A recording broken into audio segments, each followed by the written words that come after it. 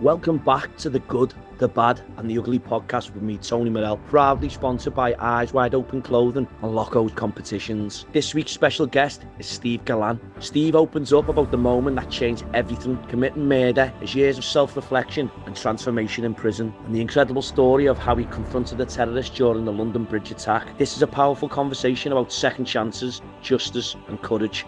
Thanks for listening and watching this episode.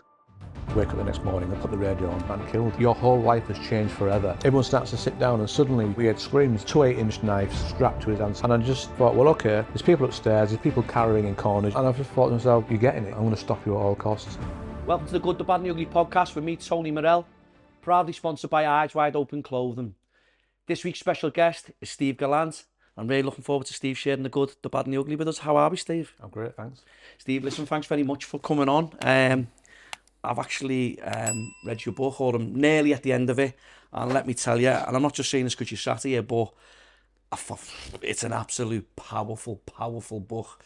Your story is a powerful one. I came across it, and instantly I reached out to you. I think I reached out to you about 6 months ago, I think it might have been. Yeah. And we spoke on the phone, and we were saying we'll get it sorted in the new year and stuff, and true to your word, you're here. I do believe your story is nothing short of a film, and we're going to get into all that, and you know, I just think it's unbelievable. You know, we all make mistakes in life, but it's how we come back from it, and believe me, exactly. You know, and I think you've had certainly the good, the bad and the ugly, and I just want to start from where you're from, where you grew up, family life and school life was like. Wow, so yeah, I was born and raised in Hull, a city called Hull, on the north sort of east coast, pretty much like Liverpool actually, on the other side of the country, but you know, there's a lot of similarities. I think there is with those normal towns and cities, but it's a city just like Liverpool, you know. It's got its own culture, its own accent, stuff like that. Capital of culture at once. Yeah, it was a city culture. Yeah, city 2017. culture, yeah, I was in prison then, but it's got two sides to it. As I mentioned in the book, actually, you know, there's the cultural side, you know, where I think there's a lot of sort of theatre and a lot of famous singers have come from Hull as well. But then there's the other side, the tougher side, where I was sort of raised on the council estates.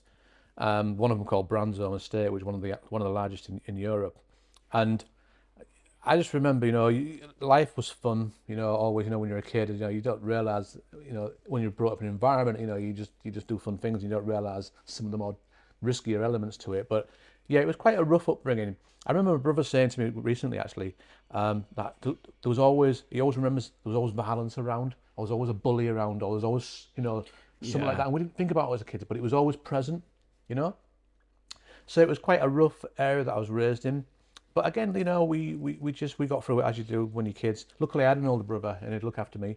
And although he'd give me a twat when he needed to, he would still look after me if need be. Just the two of you, was there? There was two brothers. Well, I had two sisters as well, younger sisters, and two other younger brother siblings, and we came a lot later on. But so you know, initially there was just me and my brother, then the two girls. So and then my mother, and then you know, my mother was, you know, she had a number of partners. My dad left when I was really young, about 3 years old. Then she met somebody else, and my sisters were born, and he stayed around for about 6 years, and then she met somebody else. So I had a different, you know... figure sort of, yeah, sort of figures in my house. And, you know, some of them were decent guys.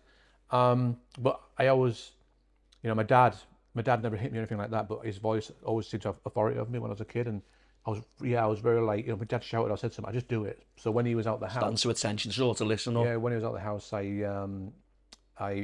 was no one to sort of hold me to account. Like my mother's sort of authority didn't seem to work with me, and I think I was suffering with ADHD when I was a kid. It wasn't really understood then, so my concentration level was really poor, especially in class, and I naturally gravitated towards like-minded kids, and so my mischievous side started very, very early in my life, and you know, it was just put down. I was just put down as a naughty kid and treated as such, and yeah, and then my mum married another guy who he was a rugby player, but the way he dealt with me was completely wrong. But at the time, I didn't realise it. But he'd knocked me about a lot, you know, and hit me and stuff like that. And do you think that was his way of thinking? That was like how you deal with? Yeah, well, apparently his dad used to knock him around, So I think he just learned how to do it. Just that was his way. He was just very poorly skilled, obviously. He poor communication skills, but the fact of the matter was that I was on the receiving end of that. So rather than getting help and support and spoken to, I was knocked around a lot. So that instilled in me this idea that it was acceptable to use violence. Physical side of it. So instead of dealing with it by sitting you down, telling you off and whatever, it was like, as you would today, more likely. I think it's ways have changed and developed, haven't they? I think when I was a kid as well, growing up, I think you gotta smack if you didn't listen and whatever, you got to smack or a clout. But you generally, that wasn't necessarily a bad thing, though, was it? You're slap. You learn to listen. You won't do that again.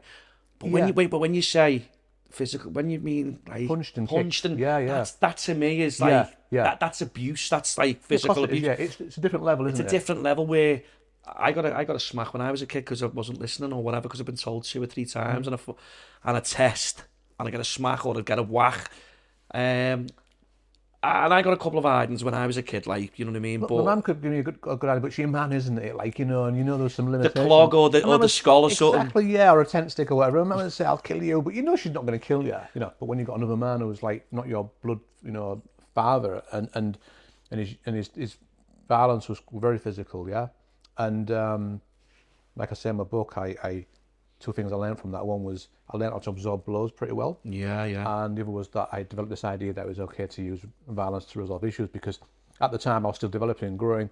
And then I, bumped into like-minded kids, and then we took that onto the streets, and it just went from there, And I wasn't a bad kid, but I mean, maybe some people must have thought that as they met me, but I don't think we was bullies. We always had rules like you don't hurt women, you don't hurt old women, you don't rob houses, you don't... Right models and exactly, yeah. But if trouble started, we could handle yourselves using violence to resolve it, yeah. And that became normal. From an early age, like you say there, it's probably, from that, it's probably made you into the young man that you were beginning to become. Yeah, it sort of makes ways in life where certain situations happen and it sort of... It helps you in some ways where you can defend yourself and whatever, but if it comes a little bit on, you know what I mean? It's one of those. In that environment, it can be useful, of course, because there's a lot of bullies around or tough people, and on a council estate as well, Steve. Let's be honest. Exactly. I grew up on a council estate, like many others do, and they're probably the best times where people go. When we say it was very tough and stuff like that, there's characters on there. It shaped you into the person you become. Yeah.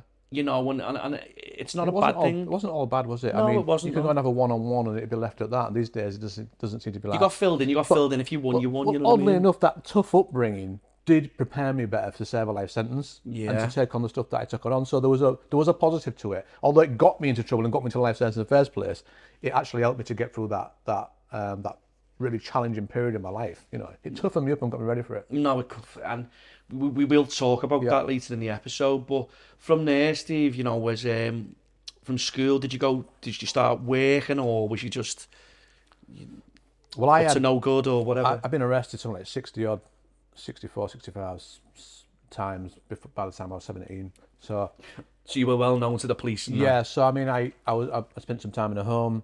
I went to a detention centres, young offenders institutions. I did all that sort of stuff, and I went to a special school for naughty kids as well.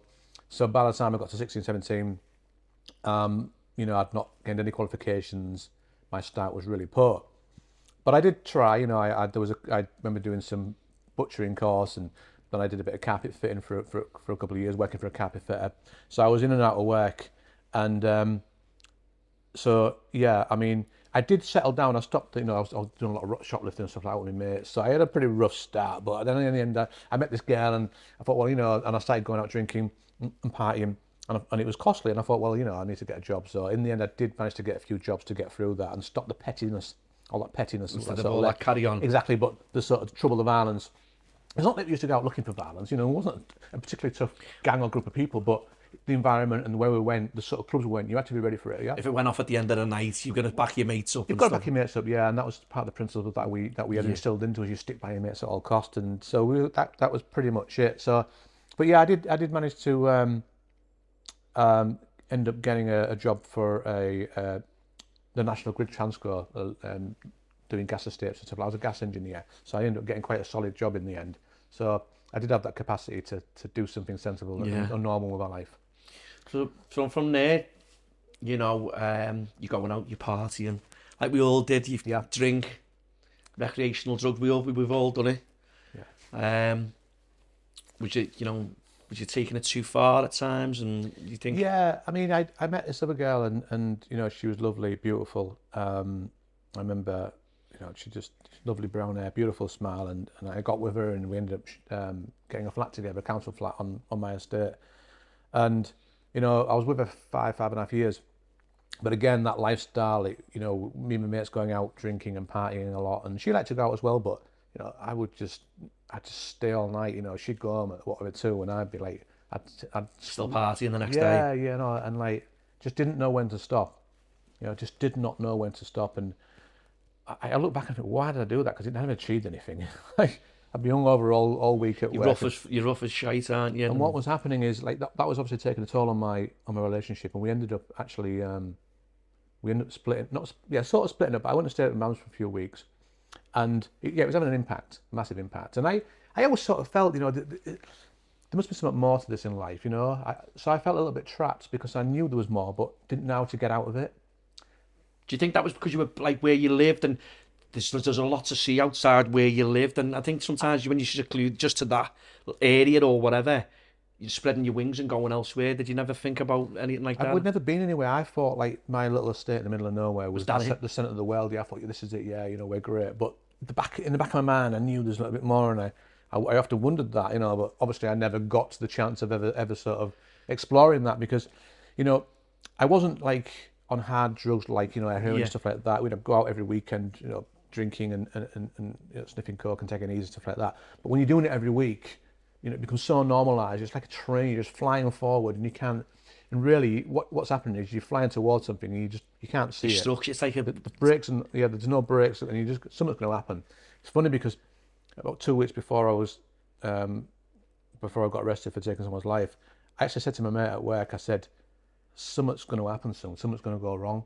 I just knew it. I had this funny sense, but I didn't know what it was. There's no way I could have predicted that. I had this feeling something bad was going to go wrong, and I often thought, well, how did I predict that? But then was that because the way I was living my life, and I knew you can't. It's not sustainable, is it? Yeah. When you're drinking and doing what you're doing every weekend, and it goes on still today. There's people still today that do exactly what we were doing 25 years ago. Do you know what I mean? And you're burning a candle at both ends, and you know, when people probably said it to you, fucking hell, Steve, slow down a little bit. You know what? Yeah, of course. Yeah. And you're like, yeah, I will do. Or you're like, fuck off. But you've been there. Yeah. I've been there, mate. I've done it myself. I'm not going to sit here and be a hypocrite and go, oh, I've done it. You know, and I've, you know, I'm not proud of it. But listen, we've all lived our lives where you go out partying and drinking, and you know, the parties don't want to end. No. You know, and it gets to a point where you think, I need to fucking turn my life around here, or I need to do something in life. But then for you to think something's going to happen here, but then something did happen in April 2025, and you know, if you want to, you know, tell us a little bit about that. Yeah, it's so.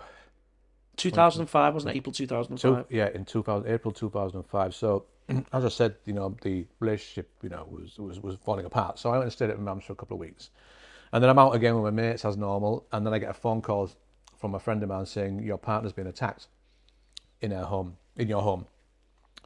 So obviously immediately we jump in the car and I drive back to my flat going and you know, there's a mess everywhere and other girls have been attacked and stuff like that. And there's a friend of mine actually who was there as well. He'd been knocked clean out. And my partner had a claw hammer mark in the front of her head there. Yeah. A claw hammer mark, yeah. So she'd opened the door. 3 people stood there, balaclavas on, someone hit her in the forehead. I thought, wow. Apparently they were shouting, where's the $5,000, where's the drugs or something. So I thought, well, we don't sell drugs. Maybe some drug dealers, someone gone around to attack some drug dealers and got the wrong gaff, you know. Yeah. Obviously what's happened, yeah. But she said she thought she knew the person who it was. She recognised. Yeah, she recognised all his face covering. This guy was local to us anyway, and she even asked him, is it you? And he said no. But I said, no, why would he do that? You know, like, you know, we don't, he knows I don't drug deal anyway. It's just a decoy, that's just a... Yeah, so... But anyway, I was really sceptical and stuff like that. And I actually saw him the next day as well when I went round to tidy up. And I said, "Do you hear anything last night?" Because his partner had moved in next door while I'd been away. That's how this person had suddenly, been next door. And he was like, no. I said, "But if you have any more trouble, give me a shout." I thought, "Okay, cool, mate, all right." Appreciate that, yeah. Yeah. So I went, and I said to her, "I'll ask you when it's him." I went, "God," it's how calm he was. He's like, "No chance." Anyway, I didn't believe it. And then, obviously, it's not relevant to this podcast, but other bits of information started to come out. People started saying, "Look, I heard him say this the other night, this, that, and the other." Yeah. And it was clear that, whoever had gone into the flat had not searched anywhere.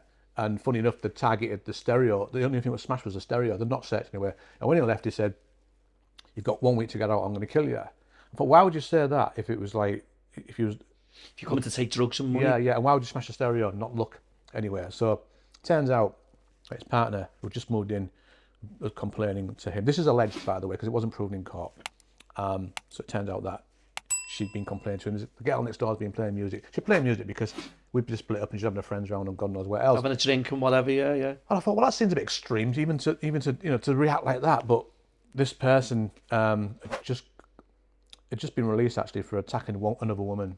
He was given 18 months for breaking the jaw of a woman, and then he just got off on attempt murder for attacking a 63-year-old prostitute as well in Hull Town Centre, which was a big case.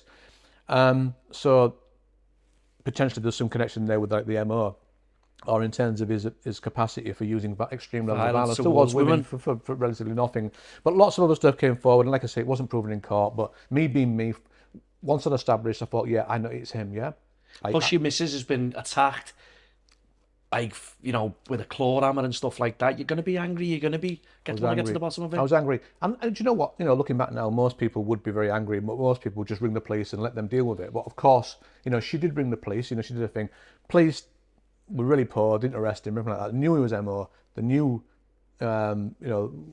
what he was like, and they knew he was a really dangerous man because he sent himself in the local press. They said this man is a very dangerous man. Yeah, when he got off on the attempt murder, it was publicised. Yeah, publicised. Yeah, very clear about it. Yeah, it's publicised. So they knew that. And oddly enough, they'd not gone to arrest him. So 9 days later, I'm out again with my mates. I'm drinking all weekend, and I said to my mate, "Do you want to go there for last orders?" And I was at work the next day. I went, "Where the next day?" He went, "Come on." He said, "It was just one more." I went, "Oh, come on then." I thought, one more water. It's always the last one, isn't it? One more water. So we go to this pub. I'm actually banned from the pub, believe it or not, because I got into a fight a few weeks before. But I thought, well, let's go anyway. Yeah. And so I'm outside the pub, and my mate, one of my mates, he stood outside. He went, "Steve," he said, "I've been trying to call you," and he's in there. So straight away, like, your adrenaline starts. Yeah, because I'm not drunk. I've been out all weekend. I mean, I'd got in about 2 or 3 that morning as well, so I'd been on the coke. So the next day I'd been drinking. I wasn't actually pissed or legless, but I was like, You were there on that level. I was on that level, and I was angry, and then immediately my mate called my other friends. I said, get the lads, and I'll wait. I thought I won't go in because the pub was packed out, you see, because a football team had just won the football, so it was chocker, big karaoke. All out on the ale. I thought if I go in there now, it's just going to go mad, right? So I thought let's wait outside. Obviously, at some point he came out. I think he was attacking somebody. He was dragging him out by the feet. He was attacking somebody. Yeah, attacking somebody. And so I just raced across to him, and and then of course he saw me coming and turned to face me, and then we had this moment, exchanged a few words, and he ran. So I just chased him, and then he was getting away from me actually, and then my best mate drove around the corner in his van, sped up to him. I just thought it was another car coming, but I moved out the way and it was him in the van. Boom, he's hit him, he's knocked him on the floor, he's now Sparko. I've just jumped on top of him straight away and punched him in the face. Yeah. And just in a sort of bit of a rage, and then we just, my mate gets out and we just kick him all over the place, and just, clearly it was just too many kicks, yeah? So I sort of shot off after that, and then I come back a bit later on because I thought I need to make sure he's all right, because he didn't look very good, yeah, so I'm hidden the bush. Hidden the bushes, wasn't he? My mate's walking past, and I said, "What's going on?" He said, "Steve is dead. I think he's dead." So anyway, to cut a long story short, I shoot off to my mates, and I stay at my mates for the night. Wake up the next morning and put the radio on, and it's confirmed. It's confirmed, yeah, man killed with a hammer, believe it or not, and there was no hammer involved as well. But I thought, wow, what hammer? Like, what's going on here? So yeah, next thing you know, I'm now wanted clearly, because it's obviously me. So, Steve, when you're on your, like say, you're on your, not on your toe, well you are basically, but when you hear that radio say, man, they've confirmed and whatever, and yeah.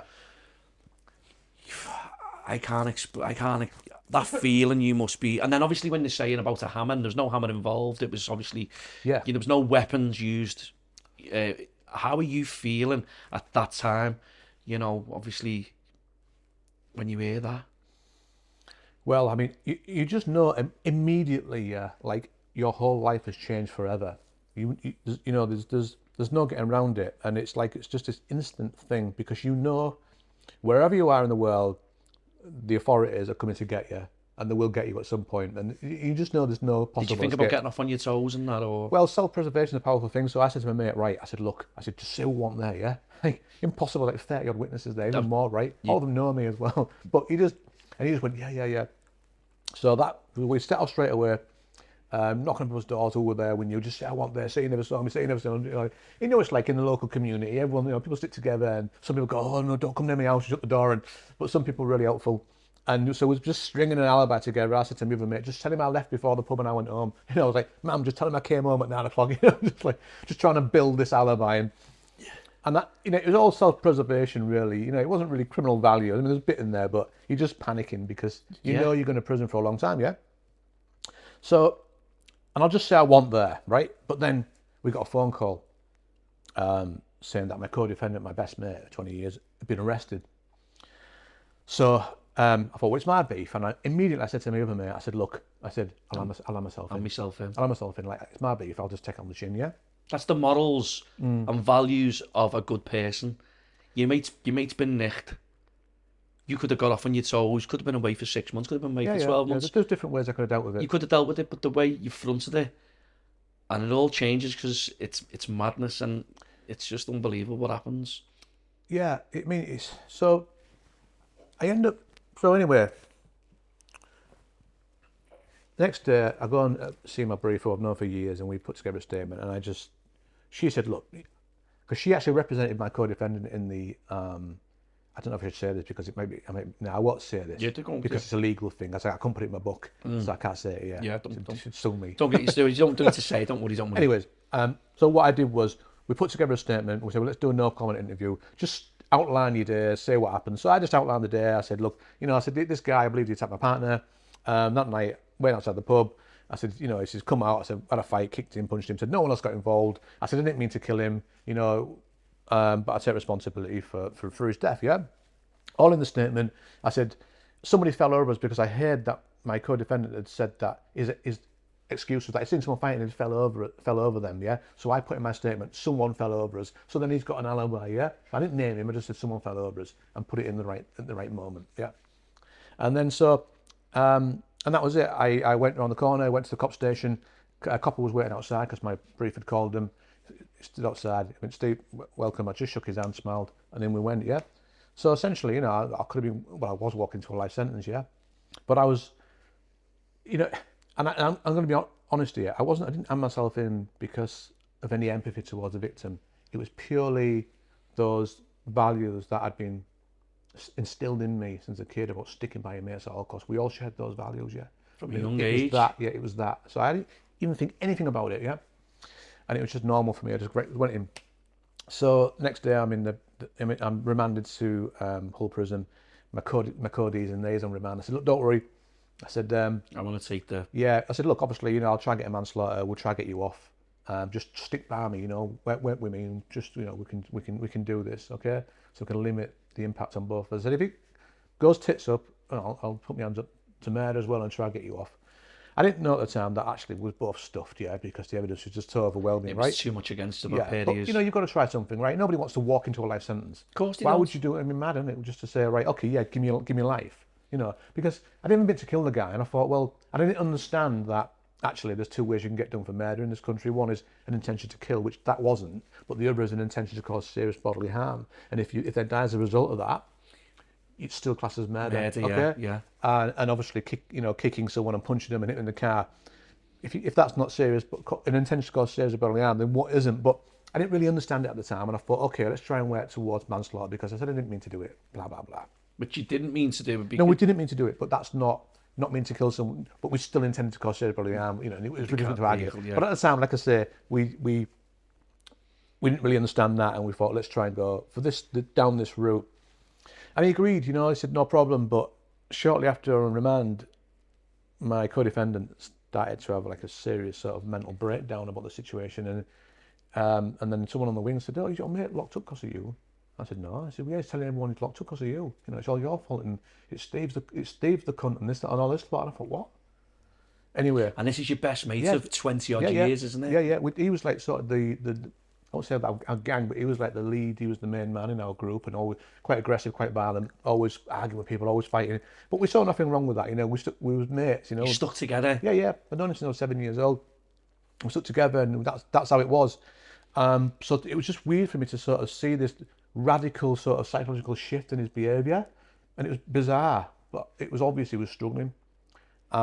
Did you want to have a chat with him? Didn't you go and have a chat with him? Yeah, we had a chat, and he was having none of it. He was like, "No, it's you." Did he turn take on you? He just said, "No." He just said, "Look, no, I only did this. I didn't do this. You know, I only kicked him in the balls once. That was it." And he clearly was in denial about the situation. His head had fell off, hasn't it? Yeah, and there was a kid who was like banged up with him, and he was saying, he said, "Fucking on your mate." He said, "Fucking on, his head's up his ass." So I was, you know, it's like in prison, everyone tells each other stuff, but he was going around saying he's innocent. And some people were saying to me, "What, your mate's innocent? And why is he?" And you know, as if like it was all my fault or something. I thought, but I couldn't say nothing because I thought, well, I don't want to. You don't want to say too much. No, I say too much because we've got this case ahead of us. So I thought, okay, we've still got a trial coming up at some point, so we're still going to work together. So you know, I need to manage this situation, and but it went too far. You know, like he was asking people outside to put statements in against me, and I thought, okay, cool, I can take this, but you've got to work with me, not against me. But it was going behind my back, and there were people. So one person put a statement in, and said all sorts of crazy stuff. Yeah, even more than what I'd done. I thought, well, hang on a minute, like you're making it difficult for me now, yeah. You're trying to put as much more on my toes. Overemphasising everything, yeah. It was just like bizarre, and it just went tits up. And anyways, I went back to the wing one day. This is about 5 weeks in, and someone said, "Oh, your mate." He said, "He's gone." Shipped out? Bail. No, he'd put 70 grand up and got bail. Someone put 70 grand up for him? Yeah. He got out. Yeah, his family. So, you know, all those years together, all that loyalty, and suddenly my mate, who I'd known all those years, was gone. But part of me was relief because he was a nightmare to be on the same wing with anyway, you know. And me, I was just a sort of staunch person. Even my lawyer said to me, "You can do the same because he's done it." I said, "No, I'll just stay." Steve, that must take some, you know, listen, your life is in fucking, you know, in ruins because of what you're looking at. You know, you're on remand, you don't know what sentence you're going to get, because obviously you're gonna save jail. But your best mate, to me, you know, you've made the decision, because like people say, "Oh, you could have walked away," and it's easy for people to say that in situations. Yeah, and look, of course it is. And in life, people always say you have a decision, and we all do make decisions, and we all make the right decision, we make the wrong decision. You have chose to what's the name because of what's gone on. People have been, your missus has been attacked and all that, and you're not letting it lie. And yeah, okay, you didn't mean to do it, but unfortunately, and you've held your hands up. You're trying to get your mate out of this situation, and then to see him just turn his back, to me, that would, I mean, I've never done jail. I don't think I could, but it's one of them for your best mate to turn his back on me. We're both there because of what we've done. You know, I understand the psychology of it now, because obviously I've had years to think about it. I understand the psychology, and I don't, you know, look, it's a really difficult situation to be in, and some people go, yeah, you know, he's a grass, or I'd never do that, but actually, well, put yourself in that situation, then make that judgment, you know, because you never know how you're going to react. I mean, I know how I'm going to react, but I'll say to everybody else who hasn't been in that situation, you don't know until you've been in there. But look, you know, he panicked, and that was his way, okay? That was his way to deal with it.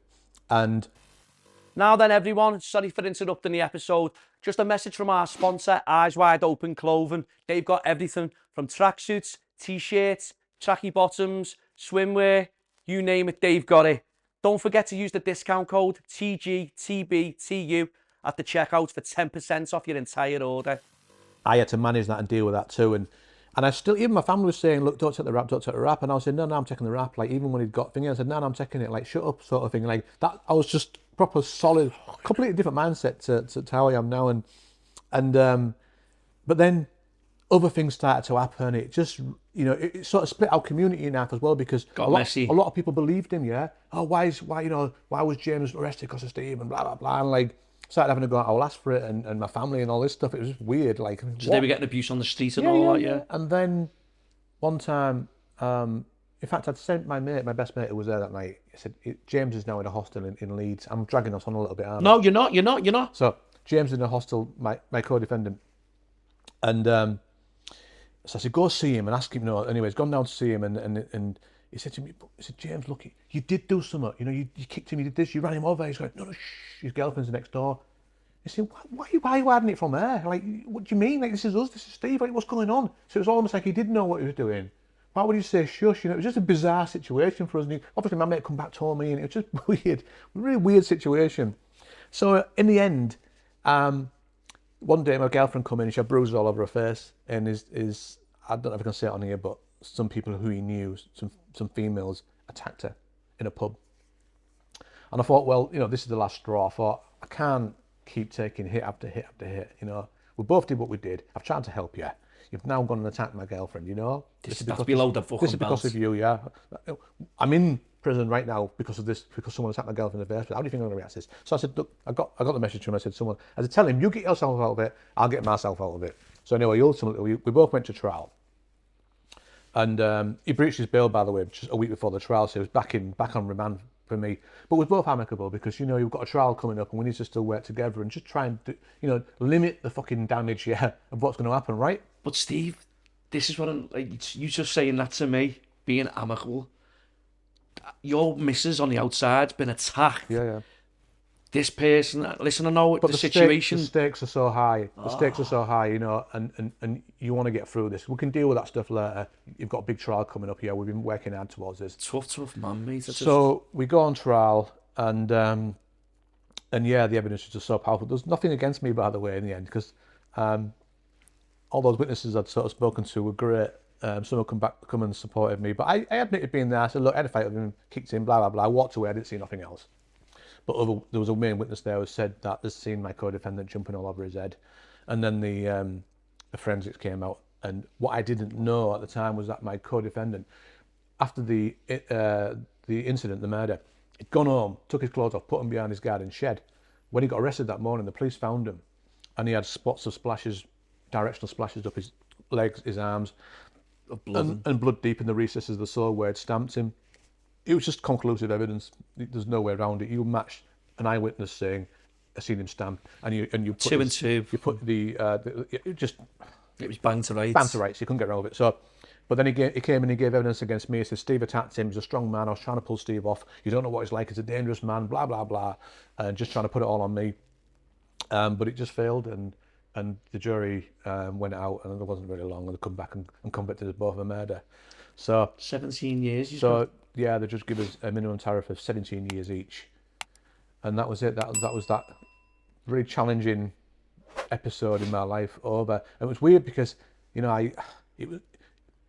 wasn't so much the trial and going for that situation, because I've been in trouble before. I was dealing with it.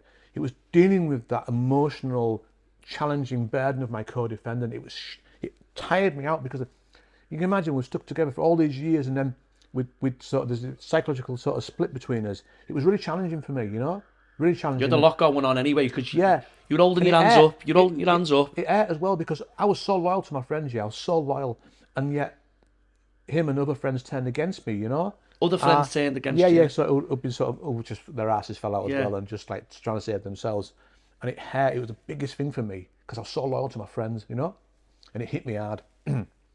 And then, so I'm now sentenced, and I'm waiting in Hull to be shipped off to a cat air somewhere. But during that phase, my partner, who was fantastic and stuck by me, it was too challenging for us. So I said, look, we've got to split, and it was better for me anyway, because to have a woman outside when you're doing a life sentence, and then to expect a woman to wait all those years is not the right thing. So we decided to split, okay?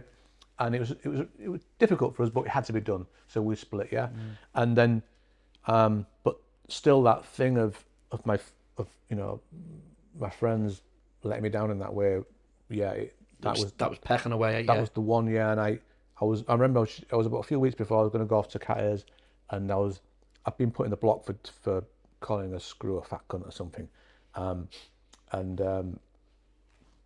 so I'm on my own, and I'm down. I'm contemplating life, and I just thought, You were contemplating life. not my life, but contemplating life in general. Yeah. Where how you look into the future, what does it hold, and all Yeah, that. can you even see the future? I mean, the light at the sun's so far away. I mean, you can die in prison. When you get convicted of a life sentence in the UK, It's 99 years, isn't it? Or yeah. So I mean, it's actually 99 years or something like that, and basically you're given a minimum tariff. And mine was 17 years, so I had to serve 17 years before I'm eligible for parole. Now that doesn't mean to say that you're guaranteed parole. You've got to do all your work, reduce your risk, get to the parole board, and then they've got to release you, so they can reject that. But I mean, you could die in prison. You can get into a fight in prison. You might not get out. So like you're not just on the floor. You're buried 6 feet under. Yeah. You've got to sort of position yourself where you are. I mean, I was uneducated. I'd lost everything. I had this label murderer, and I was off to a cat prison. And I was hearing stories about these places, and I was thinking, wow, how do you get through that? Yeah. Mentally, how do you get through that? Mentally, you must have been all over the place. Well, do you know what? I was still jovial. I was still having a laugh because I had friends who were in Hull prison on remand with me, good friends off the street who, some of them were junkies, some were smackers, but I'd always been good mates to them. I'd always been loyal, so they all stuck by me. Yeah, some really good friends of mine, and some of them two of them actually later killed themselves. But I had some good friends around me as well, and I was quite resilient anyway. And I thought, do you know what? If I'm going to get through this, I need to do a few things. Yeah, one is I need to educate myself.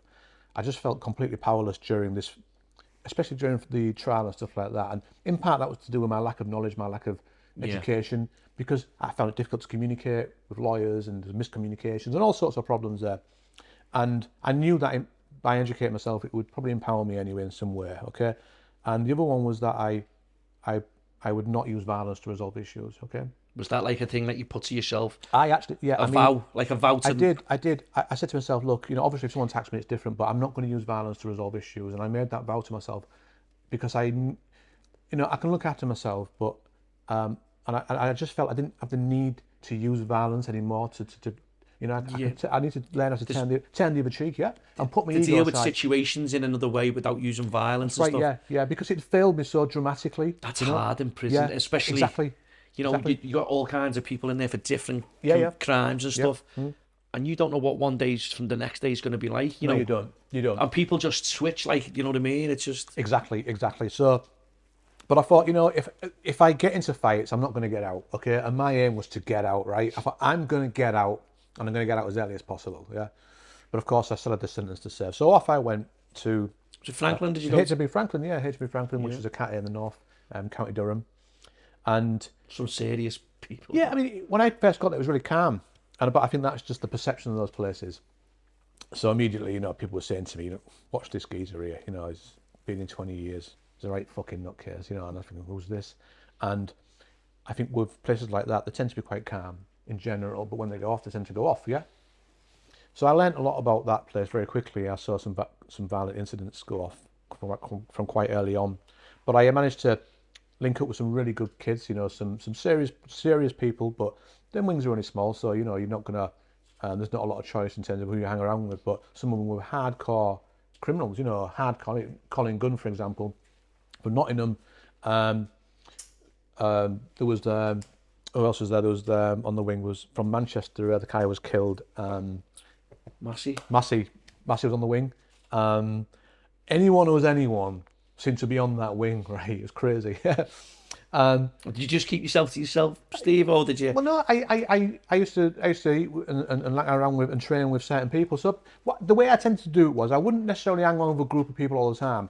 I'd train with certain people, or I'd play chess with a certain person. So I would do different things with different people, yeah, and do it like that.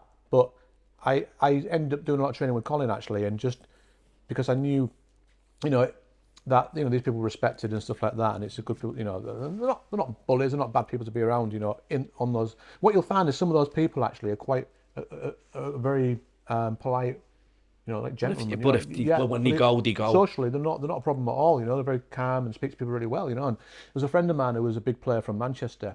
I got to know really well. We started doing philosophy together.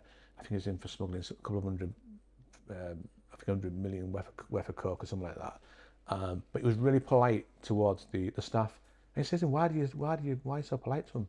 Like, even I questioned that, yeah, in my naivety. He said, Steve, he said, because, when it comes to like doing stuff like searching someone's cell or kicking someone out of the jail, he said, look, when it comes to that decision, if it comes down to you and the other person and one of them's being a cunt, you'll get to stay.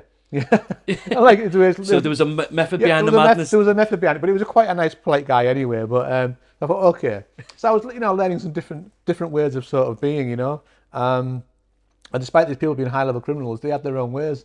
So it was interesting. You always say, like, them types of people, they're very good. They've got socially, yeah. Up there, they're very, yeah. You know what I mean? You can't get to that level without having a good degree of communication. I know they're in jail and stuff. People go, well, hang on a minute, but they're not that good if they're in jail. But what I mean is, like, business-wise, a businessman. Yeah. And, well, Colin Gunn was, he's saying... Wasn't he based in Nottingham? He's from Nottingham, yeah. Nottingham, yeah. I think it's 35 years for conspiracy to murder, and he was a big player in that area. But what a lovely guy. When, very friendly, do anything for you, good laugh. Great, and he would keep the wing calm as well. If any trouble, he'd sort it all out, Fucking calm down. Yeah, he's fucking brilliant. But ruthless guy. Do you know what? When he wanted to be, like him in the Cat A's and stuff like that. Did you see, like, at times when, like, a lot of the, when you were locked up, obviously you've been served your sentence, you've seen a lot of terrorists, a lot of, like, extremist stuff. Like, I'd say terrorists coming in and then recruiting. I know obviously you kept yourself to yourself or you do your own little thing, but it was going on. I certainly hang around with them because it's in the book when I read it. So, in 2005, the year that I was arrested, we had the London bus bombings. Yeah. So terrorism, homegrown terrorism particularly, came onto the radar of the British public. And following those events, there was a lot of other people who were arrested for terrorist-related offences and subsequently trialed and sentenced, and they started to filter into the system, and of course the Cat A system. So within about 6 months of me, not even that actually, me landing at Franklin, some of those started to come onto the wing. And I remember the first guy who came on, he'd been involved in the Shepherd's Bush bombing. I think it failed completely. Yeah. And then he'd managed to get away, got to Italy, but they followed him, tracked him, brought him back to the UK, sentenced him. He's on the wing opposite me. And just blatantly blasé walking around. Yeah. He was just there because he was a bit intimidated he was intimidated, and people were saying, "Look, who the fuck do these people think they are?" Killing our people there and stuff like that. And so this guy had been put on the hit list, and someone was going to do something to him, but he wouldn't normally move away from his cell where the officers could see him. So somebody ended up going into his cell and set fire to his cell. So how they do that is you get a cardboard box, put some paper in it, set it alight, put it under the bed, and then walk out. And then after a while, it just starts to thingy, and the cell gets goes to shite. Yeah, that's it. Yeah. So he got burnt out and gone, and then others came and they were sort of burnt out too and attacked. But then more and more started to come, and there was one of them was quite a big player in their field, a guy called Deeran Barrett. He had like eight co-defendants across the system in Cat A's. And he was a member of Al Qaeda. I think he was done for the Blue Water Shopping Centre attacks or planning it anyway. And he was actually in my philosophy class, this guy. And I used to speak to him sometimes. He was quite very, very good English. Did he speak English? Yeah. He was born in. He's actually British Indian, but he ended up joining Al Qaeda and fighting in Kashmir against the Indian Army. Years earlier, he'd been to America and done surveillance there as well. He also wrote a book called The Army of Medina in Kashmir or something like that. So he's a smart guy. He's very clued up fella then. I became aware of him because when I was in the computer class, I heard someone typing really quick. I thought, who's that? And it was him. So the guy was smart, but he was clearly completely screw loose, like. Yeah. He was down that ideological route, right in the. He's in that hole. He was in it, and so anyway, one day he's in the kitchen and someone has paid someone to throw a pan of oil over his head, which they did, and some hot water as well. So he gets a pan of oil put over his head, and it must have been horrific. I mean, was you there? I didn't see it, no, but I imagine it was. Now then, everyone, sorry to interrupt this episode, but this is a quick message from our sponsor, Loco's Competitions. They do live draws every Tuesday on Facebook at 6 p.m. Cash prizes, TVs, games consoles, vouchers, you name it, they've got it. Go check them out. Now get back to the episode. Obviously, there's a news blackout at the time, but the space was only so big, so it wasn't long before that news spread across the dispersal that, you know, Muslim prisoners were getting attacked by white people in Franklin, and Franklin got a pretty bad name. And then there was a retaliatory attack from one of his friends who was convicted of another terrorist offence. He then walked up to another guy who was sat on the wing and just poured a pan of hot oil over his head. I mean, a full pan of boiling hot oil. He sat there, he doesn't know what was coming up behind him, and he's just gone like that, straight on his head. I mean, you can imagine. I couldn't even imagine the screams. So that was the sort of impetus to this. I don't know, it's called a gang war, but more of it's like a turf war, because it was, and the turf was the wings, yeah. It just went off it big time, yeah. And there's me, you know, I'm going through this introspective period, you know, of projecting violence, and I'm just seeing all this crazy shit around me. And it was just mad. And so I guess I was trying to navigate my way through that, because people are saying, look, you've got to stick by us, we've got to stick together, fight these guys. And I understand it, but I thought, well, violence has got me nowhere in life. I've stuck by my fucking friends and it got me fucking nowhere. So what I did was I just thought, you know what, I'm not going to get involved in this shit. I'll still be friends with, you know, I've got my mates. I'm going to try and navigate my way through this and try and stay out of that shit, because it was getting heavy. You know, it wasn't like it could go anywhere, because you get involved in those fights, you end up going along that and where there's more of them, you know, and you're fucked, and people were getting shipped out and getting done in straight away, you know. It's like, and done in seriously, yeah. Not just a crack, they were getting filled. 20 guys going in the wing with knives in there, trying to take your eyes out. I mean, I met a friend actually a few years later who'd been involved in the fights. He come from Long Lartin, and he had a few stab wounds around his. He said, Steve, they just missed my eye. You know, they'd really gone for him, you know. So I was watching this manifest, and it was pretty obvious to me that there was no way out of this. It was a dead end. So that was going off big time, but I was doing my education. I was starting to do a GCSE, the courses and all that. I was doing all that, and I started studying philosophy as well, which I found really interesting, and I was like becoming more reflective and insightful and looking at what was going on from a different perspective. Yeah, and it was more beneficial to me to do it that way. And in the end, because I'd got me head down there for 2.5 years, I was given the opportunity to move on, because I had to do a violence course, and there was no violence course in that jail. So I found a jail, Cat B, wasn't it? A Cat B, H&B Gartrey, which did this course. So I said, look, can I move? I need to do this course. Then they let me go. I ended up moving on to H&B Gartrey.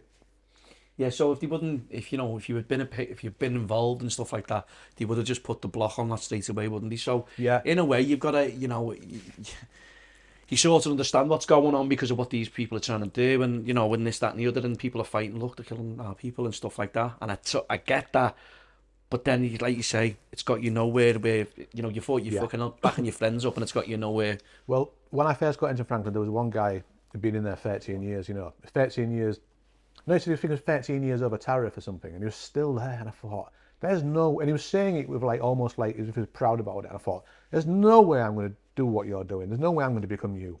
Yeah, this guy was just lost in the system. And there's another guy as well, been in 20 years. You know, like still in the Cat A, still fighting. It's true when people say prisoners get lost in the system. Yeah, people just think it's you know, like with IPP and all stuff like that, or prisoners get lost in the system. You're thinking, how can a prisoner get lost in the system? You've got to sell. You've got to. It's true, isn't it? It's genuinely true. Yeah, and they become comfortable in that place. But you know, like you say, if you're fucking around at that level, they just won't let you progress. You know, so like you have a choice. Do you want to stay in prison forever like an idiot, like never have sex again? Not unless you're obviously, you know, thingy. But you know, never have sex or never go out with another woman again. Not eat proper food. You know, all those. Is that really what you want? And if that's what you really want, then maybe you deserve to stay in prison for a bit longer until you sort yourself out. But for me, it just wasn't a choice. It wasn't an option. I was focused on getting out. So thankfully, I was allowed to move forward to civil prison, in which I did H&P Gartrey, Cat B in Leicestershire, and great prison, full of lifers, very calm, good food, very great education unit there. What you needed to do, all the stuff was there, and I thought, you know, I can burn a few years here, you know, and we set up the rugby there as well, which was really good because I've been to rugby. It's starting to be non-contact at first, wasn't it? And then obviously. Yeah, I mean, there was always funny about the contact stuff. It was mostly touch. I think adult stuff, for some reason, they won't allow it. But we did have some contact, but it never stayed. I'm sure there must have been some Barneys a few. Do you know what? Like, there was more arguments over the touch, actually. Was it? Yeah. Because, you know, when you're out there and, you know, and you're getting stuck into each other, there seems to be a little bit more respect, I think. Wasn't it you and another guy who was banging to your rugby? Who got it? There's a mate of mine from Leeds. He was doing 33 years. In fact, it was the longest serving sentence in that prison, and he under the joint enterprise thing again, and but he was a good friend of mine. His first offence as well, but he was into rugby, so together we said let's get the rugby started. But there was a couple of guys from Yorkshire actually, other guys who were involved in that as well. So the right set of people there at the right time. And it just become a main theme of that. It made life a lot easier in there. It did, yeah, because we go out every Wednesday and do some training, rugby training, and keep fit, and it was just great. And I played that for the whole 8 years I was in there. Actually, I was doing the rugby, and bringing all sorts of people in. Some of the Londoners, the black kids from London or other cities, never played in their life. The very athletic kids. Get out, come on, let's play. And get stuck in, and you build relationships like that as well. And you're doing something within the prison where it's not just the same day-to-day thing, like you're saying, it's fitness, it's whatever, and you're creating something that, is genuinely not going to create a problem within the prison, No, do you know what I mean? No, I mean, you burn your energy outside on the pitch, and yeah. It can get a bit tense sometimes. Yeah, of course it can, yeah. So from there, what did you, so it was 8 years, was that 8 years into your sentence, or? 8 years, but, so 4 years in, things started to change again. So I managed to do the CALM course there and work on my emotional aspect. I mean, I think I'd sort of overcome that anyway by then. But still, it was some of the courses that you do in prison are pretty good actually. Break down the psychology and how to control your emotions and whatever emotion that is. You learn a lot from it. You learn some really good skills. So it was very, very useful doing those courses. I also did the violence course as well, so I got to really understand about my upbringing and where my violence originated from. So that was really, really useful for me, and it was enabled me to piece together my past, which I'd never really thought about before.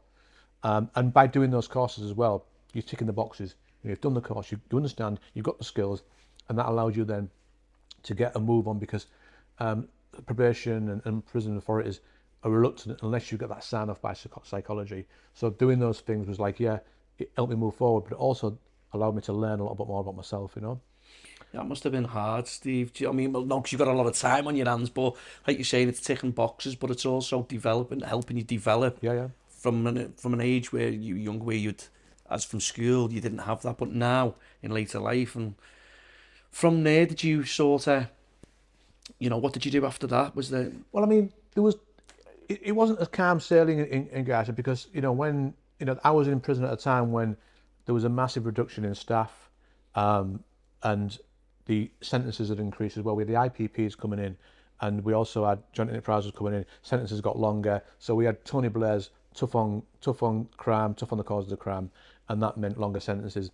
So that had an impact at the top of the system in the categories, which meant that people who were getting sentenced to 30 years, 25 years, 40 years were filling out in the top, and that meant there was less capacity. So it pushed more people down through the system quicker. And with that came some of the trouble that originated in Franklin, the gang-related stuff, stuff. So within 4 years of being incarcerated, suddenly staff had reduced, and some of those gang members and some of those idiots had come into the prison, and suddenly there was like a power vacuum. It just went off again. So I was watching this violence unfold around me again. And there was one guy who I'd seen years earlier. He'd been attacking Muslim prisoners from the north, white kid. 6 years later, I've seen him in Gartree, and he had the full shebang. He was a full-blown Muslim. He had a long beard, a full thingy, and now he was attacking white people. So I'd really seen this idea of extremism and how it sort of spread and infiltrated people. It impacts people like him to the extent that actually now they're on the other side fighting. He's turned Unbelievable, around, And I didn't really touch on it earlier, but one of the issues was with this gang stuff that it scared a lot of people, Even, some of the dangerous criminals who were in... Radicalised and stuff and all that. That's right, a lot of radicalising going on, because what happened was, so in the Muslim faith, and, by the way, when I say people converted to Islam, it was probably, whether or not it was a fully formed Islam that was converted to is questionable, because, it sort of merged with gang mentality and gang behaviour, so... But that was Islam, prison Islam was the main form of Islam in prison. But in Islam, if you take the Shahada and become a Muslim, all your previous sins and past behaviours are washed away, So that idea was taken by some of the extremists, and so in the way that they said to people, look, if you want to, if you convert and join our group, then we'll forgive you. You'll be forgiven for everything you've done in the past. So as you can imagine, the system is, the system's got a hierarchy, and it has done for years. At the top of that hierarchy, you've got, let's say, the armed robber, the gangster, and at the bottom you've got, the nonce, the grass, the sex case. Yeah. So suddenly you had these people, these sex offenders, who were being kicked up and down the wing for eternity to join this. Given the opportunity, if they convert, they're going to be protected. And they're going to be protected, yes. So they join these Muslim gangs and then be protected. So indeed, many of them did. So suddenly you had a switching of this cultural hierarchy which had been in place for years, just completely switched on its head. And you imagine what that was like for some people. They didn't like it at all. I mean, for them, it strengthened their gangs, for the Muslim gangs. For those who were really against that, were hated it. It was like, wow. So you had nonces strutting around untouchable. Because they got back up and all that. Yeah. And as this gang grew, and we loosely call it the Muslim Brotherhood, as it grew, it became more stronger and influential, and to the point now actually where it's the most influential group of people in the prison system and pretty much untouchable. And it was really happening. Someone converted that was untouchable because they would get backed up by their brothers, and they would back them up even if there was a child killer or whatever. They would back them to enforce that principle, and it was a very strong principle, to sort of enforce, and because they had to show people that actually we mean it, yeah. Because you imagine you've got guys convicted of terrorist-related offences, serving 30, 40 years, and probably never getting out again. They've got nothing to lose, and so those principles don't mean anything to them. They want to establish themselves, strengthen their hand, and make sure that they're safe and protected, so they can live out the rest of their days in prison protected. Yeah. So to enforce those principles made sense to them. That's unbelievable. That's unbelievable. Steve, so what I want to talk about, I mean, we might be fast forwarding a little bit and tell me if I'm was the day for your day release in the 29th of November 2019. I don't know if we fast forwarded. That's cool. That is another day that I don't think you'll ever forget. You hadn't seen, I think it was 14 years you hadn't been outside the gates of prison. Well, I mean, look, when I finally got a chance to move from Gartree, I went to a prison called HMP Warren Hill, which was a very progressive Catsy prison on the south coast of Suffolk, and a very liberal sort of environment where you could cook your own food. There's a shop there. It's got a beautiful view as well of the seafront. It's just a beautiful prison, really. So it was a big contrast from where I'd been. Yeah. And it was there where I met one guy who'd been writing plays and stuff like that, and so I got involved with him writing plays. I was a bit reluctant at first, but I got involved in that. And then I ended up acting in one of them as well, somehow, and then ended up directing one of them as well. But I just got into it, so it was a really good space where you could just do that stuff. And the level of violence there was almost brought to a zero because of the real low tolerance for violence. And it was just a really good environment, just to, after all those years, for me to finally just lay back, relax and try and enjoy the last few years of my sentence. And it was there that a project called Learn Together, people from a project called Learn Together had come into the prison to work alongside prisoners. So Learning Together was essentially, it just meant they would bring students in from Cambridge University to work alongside us guys. So I signed up for that group and ended up working with them for a couple of years. And part of that group was a guy called Jack Merritt, who was a Cambridge graduate. He'd done a master's at Cambridge, and he was the course coordinator for the group that I was in. So I got to know Jack really well. Lovely kid. He was only 23 when I first met him. Yeah, 2 years you were working together, wasn't it? Yeah, maybe 2.5 years actually. And all that group of people from Learn Together were fantastic, very well-educated people.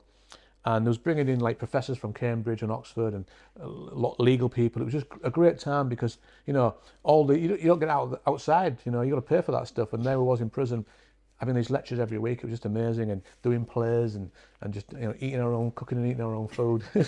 Yeah, considering where you'd been at the last 14 years. Oh yeah. So it was good. So, but eventually, I got to into 14.5 years, and I was able to apply to go to an open prison, and it was time for me to move on. So I ended up sitting my pre-parole board, and they let me go. They allowed me to go to a CACD called HMP Spring Hill in Buckinghamshire, which is about an hour's drive from London. And it was while I was there that I got an invite through the door from Learning Together about this this event that's going to be held at Fishmongers Hall on London Bridge. On London Bridge. It was yeah. their 5-year celebration. Okay. How did that make you feel, Steve? Getting the invite.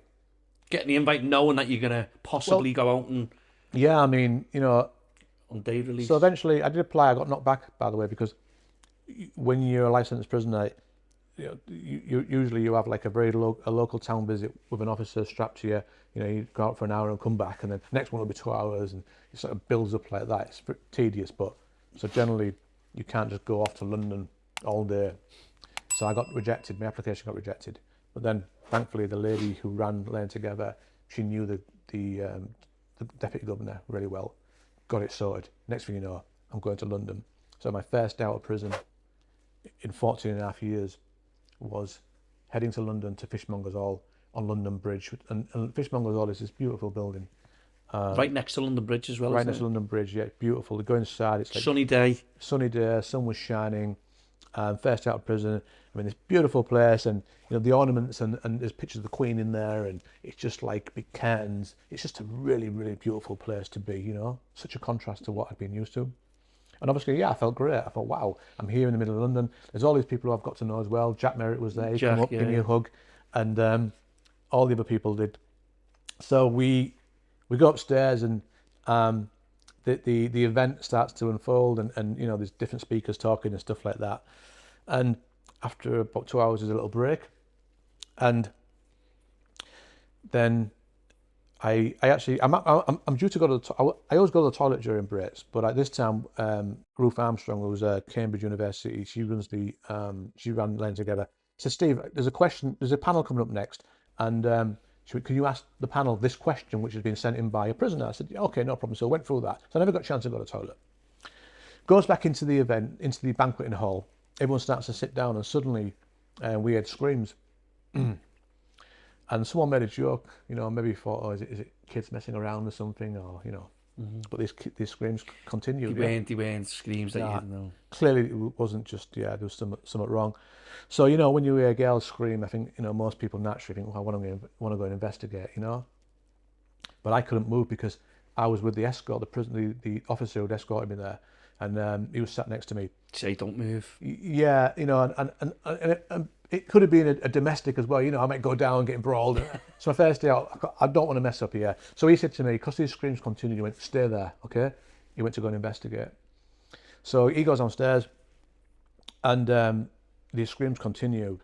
And when you're itching to go, and then suddenly Amy Ludlow, who was the other co-founder of Learn Together, she comes running into the banqueting hall, shuts the door behind her. She's pressing the phone. She went, everybody stay there. It's Usman.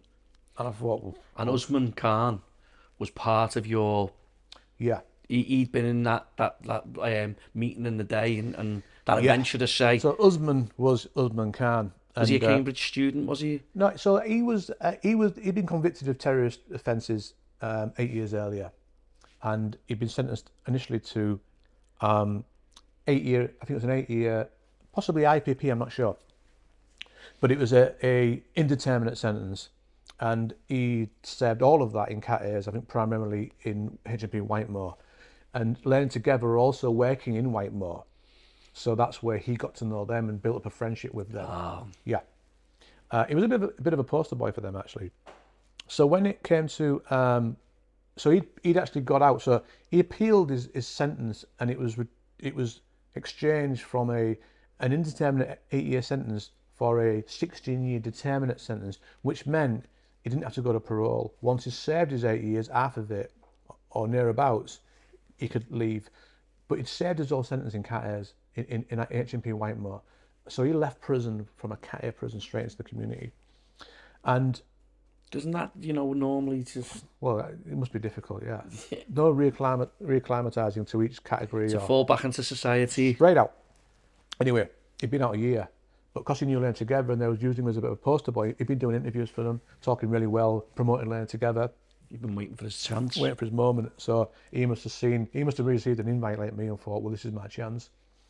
So he gets invited to Fishmongers Hall and is there. And actually, even on the day when there's been questions asked to the audience, he's responding to some of the questions, yeah. Like, he's interacting and stuff like that. He's involved, yeah. I mean, he'd already reached his objective of being there, so why he felt he needs to do that is beyond me, but it certainly gave the impression that this guy was, I thought, actually he'd changed his ways and was now on a good path by the way he was responding to the questions. So that's how he ended up there. But I didn't know him. I'd never met him before. I responded to all the questions, so he would have known, he would have heard me speak, he would have known, he would have picked up that I was a prisoner too. I have no doubt about that. So as I go, so anyway, the screams are going, she comes rushing in, she had its husband. So I thought, well, obviously whoever this husband is responsible for these screams. So I thought, fuck it. I just jumped up. I made my way to the door and I started to make my way down these stairs. There's two big winding stairways that come down. And as I come round, I can see immediately at the bottom of the stairs, there's a young girl on the floor and her throat's been cut. And she's got blood coming out of her neck, and the officer who was with me, he's got his hand on her neck trying to stem the flow of blood. And she was clearly lifeless, yeah? I look a bit further and there's another girl on the floor in a fetal position. She's got blood underneath her. Seemed completely out of it. And then I look towards me and I see husband Khan. What presents you when you see him? What's he got on him? So he had two 8-inch razor sharp, well, I didn't know it was razor sharp, but two 8-inch knives strapped to his hand. So them have been strapped with duct tape, two in each hand. He's got this long black coat on and he's just there. He wasn't seem to be doing anything at the time, just looking straight at me. And I just thought, well, okay, there's people upstairs, there's people carrying in corners. You can see, like, you know, everyone's fucking scarpering and trying to get out the way. Petrified, yeah. Yeah. And I've just thought to myself, right, you're getting it, you know, I'm going to stop you at all costs. And that was my aim, just to stop this man from doing any more damage, yeah? So I looked to the floor and there was like a piece of wood on the floor, what somebody must have used earlier in the fight. So I picked it up. I just launched it at his head and it missed and it hit something behind him. And then obviously he knows I'm coming towards him. So he's opened up his jacket and showed me a bomb, like an improvised bomb strapped to his waist. Very well put together. It had duct tape on it, cans, all sorts, wires. It looked real, yeah? Did that not, like, make you step back, No, Steve? no. Or? I just thought, for some reason, I just thought it's fake. I don't know what a fake bomb looks like. I mean, the police must have thought it was real because I shot him dead. But for some reason, I told myself it was fake. And maybe I did that psychologically to try and sort of prepare myself for what I was about to do. So anyway, so I thought, okay, fair enough. But then I'm unarmed. And then I looked aside of me and there's a guy stood there with a Norwell tusk holding it out. So I took the Norwell tusk and I go towards him. And he's now, like, he sees me coming, he's got his knife and he's trying He's trying he's to... trying to finish, and I'm moving backwards on my feet. And you imagine, I've been in prison now, like, you know, for what? The vow of never using violence, Steve, but circumstances... Yeah. So, yeah, I didn't even think about that. But so, while I was in prison, look, I haven't mentioned this so far, but I've been training like mad, you know, non-stop. I've been boxing, Brazilian Jiu-Jitsu, done the rugby all those years, weights all those years, judo even, Muay Thai, you know, we used to get in a cell and set it all up, and I'd been at it for years. So I kept myself really physically strong. So although I was 42, I was at the peak of my mental and physical fitness, not taking no drugs, nothing, yeah? So I was the best shape I could ever be mentally, I think. So for me, I think knowing my physical capabilities obviously was a help, yeah? But this guy was still, you know, these knives were clearly sharp, yeah? 8-inch strapped to his arm, so you couldn't pull them off. What, were they taped to his hands? Yeah, there was tape with duct tape, yeah. So he'd gone downstairs. This is what I was going to say. So from the event, when the break's gone into, you know, he's gone into the toilet. I can come to that. Go on. I can come to that in a minute. So anyway, we're now going backwards and forwards towards each other, and I'm trying to wait for my moment to finish. So I end up stabbing him in his chest here. I was going to go for his neck, and for some reason I sort of hesitated a little bit, and that's maybe because of my status and just checking the reality of this thing, yeah. But it hit something hard, and it seemed to bounce off him quite easily. I thought, is this guy on something, or has he got something underneath him? Anyway, backwards and forwards again. I ended up whacking him again with a Norwell tusk. He ends up snapping over him, yeah, snapping across his shoulder. And then suddenly, as I snapped it over him, it just flew out my hand. So I'm unarmed again. He's come running towards me. I've backed off. And I remember I'm on the stairs and I'm saying to myself, what's the matter? We get back in there, yeah? So I'm just egging myself on. I've gone back in, and then there's another person's now at the other side. I think they threw something towards him. So I picked up a chair, and these chairs are really heavy. I went back there the other week, actually, for the first time. And they said to me, the chair you threw, look at the chair. And I picked it up, big solid oak chair. Like, you couldn't even pick it up. It's the adrenaline. Yeah, I just picked it up, smashed it over him, yeah? So in the end, he's like, you know, he's he's then come towards me, and there's like these doors, and he's tried to push the door shut, and he's gone, I'm waiting for the police. So I thought, obviously he's feeling the heat now. And then I've said to everyone else, don't let him rest, don't let him rest. So I've gone back in, and then he's gone to the exit, which takes you out to London Bridge, and he's gone outside, and someone shut the door behind him and locked it. Oh no, it locks anyway automatically. He's on London Bridge now. So there's a sense of relief, but he's outside, The public. yeah, they don't know nothing about it. So Middle of the afternoon as well. I said to the guy, I said, move. I said, there's people out there, yeah? So I've opened the door, I've gone after him, and I can see some women walking towards him, oblivious. I've gone, get back, it's a terrorist, get back. This is crazy, yeah? And so they see him and they run off, and he's now come back towards me. And I go blank at this point. I don't even know what happened. Well, the only reason I know what happened is because I went to the public inquiry, and they told me from the cameras what happened. So, the CCTV outside. Yeah, so I've then gone back in. The door's locked. I've gone back and picked up the other half of the tusk, yeah.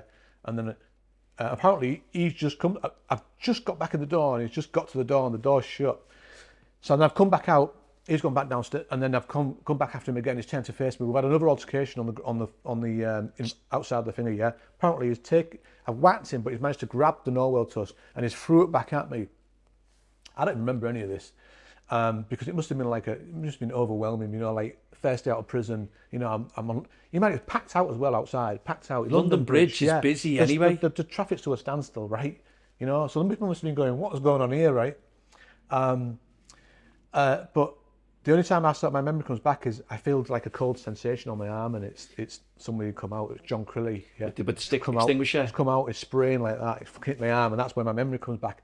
And then another guy comes out, who is Darren Frost, my friend. I didn't know him at the time, but he comes out with another Norwell tusk, and then suddenly husband runs off, and they chase him. So I go with him, and I just thought, why are we chasing this guy? Just take him to the ground.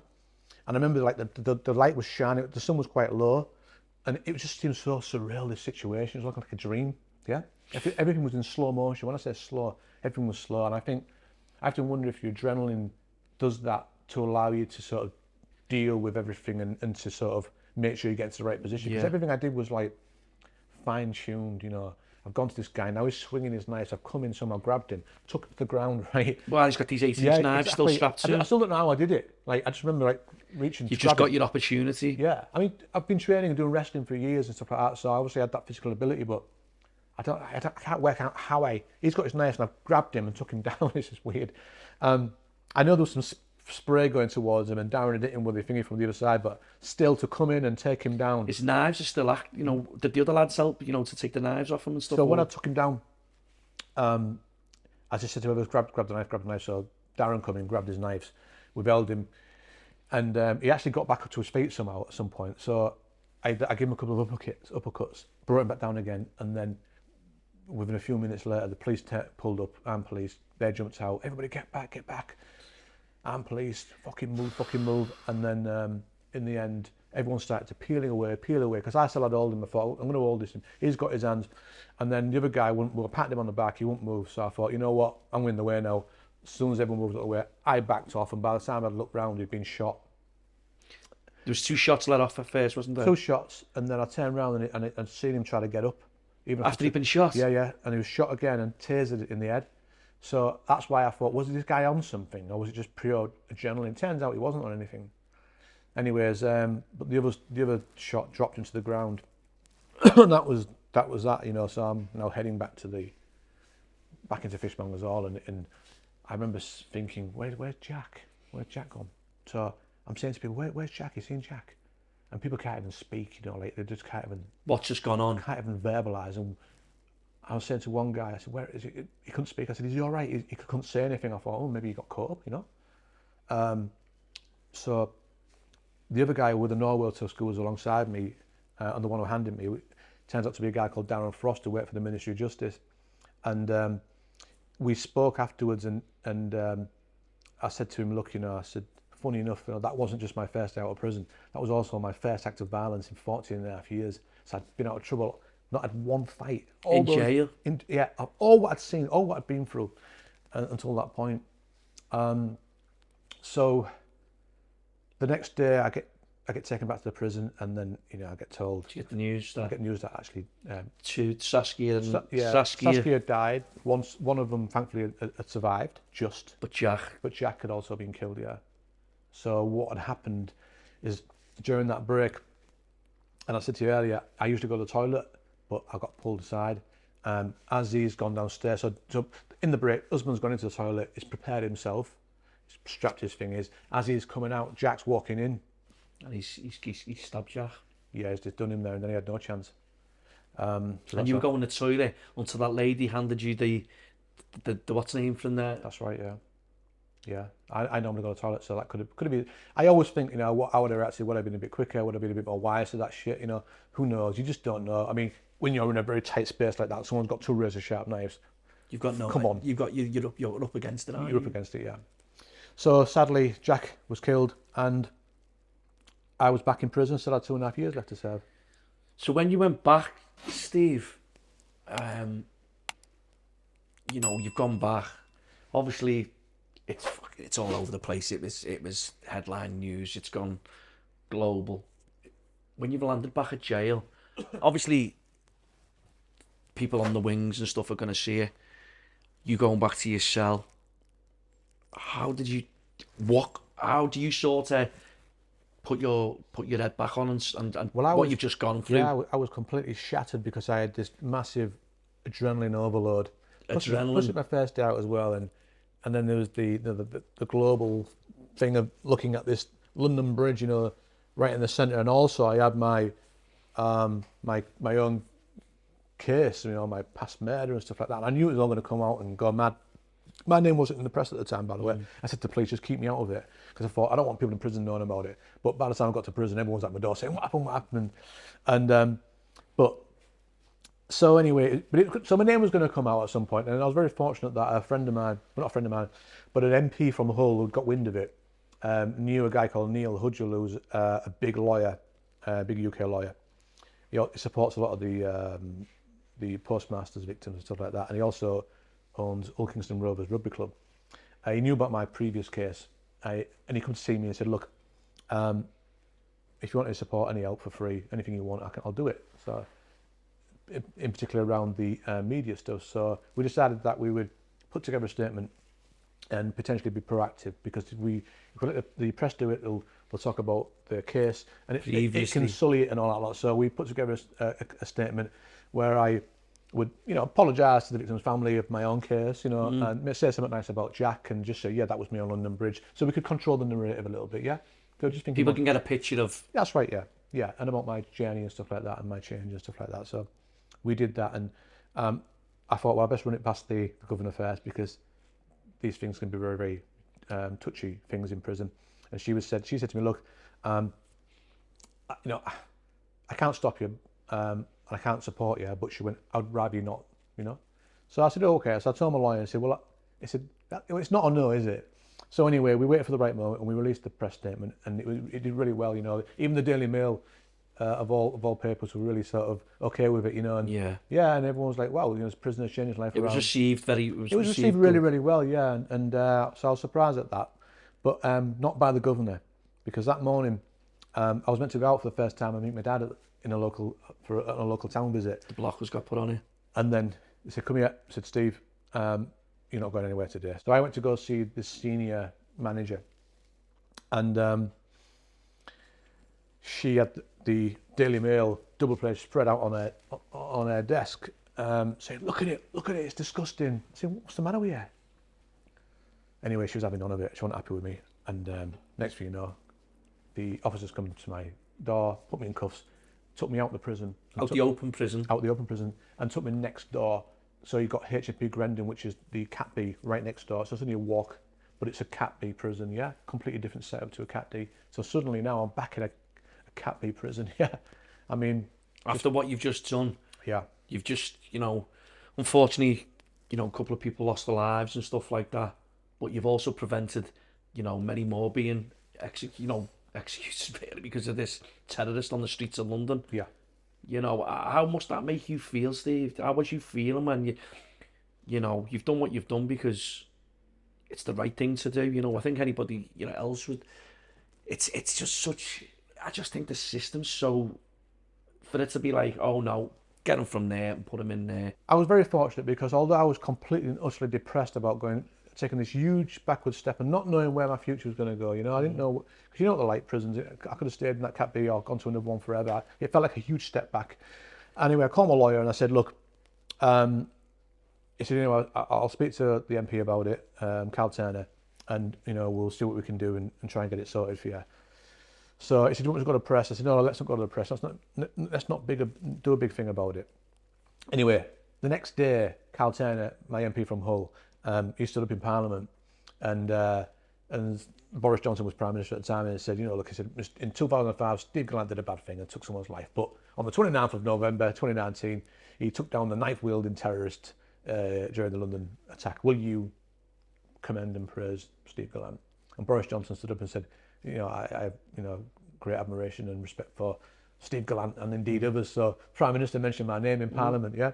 And I hope that this gallantry is awarded in due course, in the way that he bumbles along. But it had a huge impact. The next day, that same day, the governor come running across, yeah, got me, took me out of the cut, put me back in my, immediately, yeah. In your cell. So finally I was like back in my cell in the open prison. And then short while after that, I was able to start going to university in Oxford, get my stuff back on track, you know. So it was a very unusual episode in my life. And then a short while later, I had a lawyer who was there that day, was working with me to try and help me get some special remission. Although I wasn't thinking about getting time off at the time, people saying, look, just go for it, you know, you deserve it. So I said, okay, let's just go with the process. But the process was taking too long. So I didn't know at the time, but Boris Johnson after my MP had stood up in Parliament, he went running after him and said, Carl, he said, it was great what Steve did. I'll do all I can to help him, right? Mm-hmm. And apparently he said this. He said, in fact, I'm seeing the Queen this afternoon. He said, I'll mention Steve to her. And Carl said, no other Prime Minister would have said that. But this was Boris, yeah? So when we realised the application process was slow, we wrote a letter to Boris and asked him to keep to his pledge. And a week later he did. I was given the Royal Prerogative of Mercy. So the award. Boris stuck to his word. Yeah. He stuck to something, didn't he? Do you know what I mean? Exactly, yeah, exactly, right. So he did, and I'll give him a due on that one, because obviously I benefited massively. But, you know, it was only 11 months off. I think it was 11 months. But Steve, to get the 11 months off, mate, considering... But in that time, to be to where you were at, you've come out on day release, you've stopped a terrorist attack. Unfortunately, 2 people lost their lives. It could have been a lot worse.